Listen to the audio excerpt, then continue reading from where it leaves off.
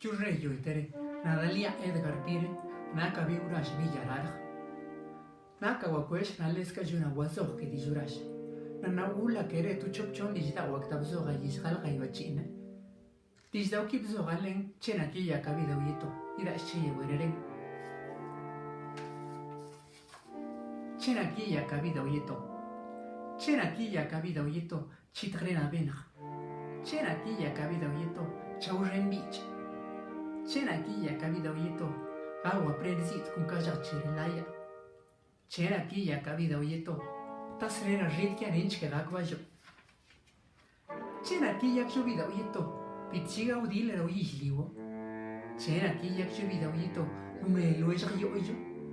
Chenaki yakshubida uyito, wen juren benurishkiyoka. Chenaki yakshubida uyito.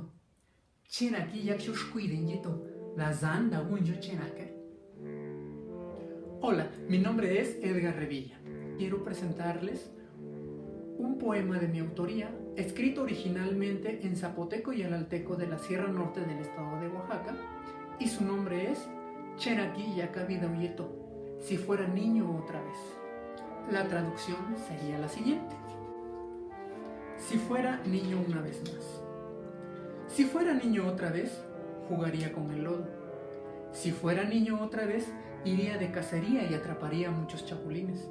Si fuera niño otra vez, comería dulces de panela hasta que mis dientes no pudieran más. Si fuera niño otra vez, dormiría con mi gato para evitar que se resfríe.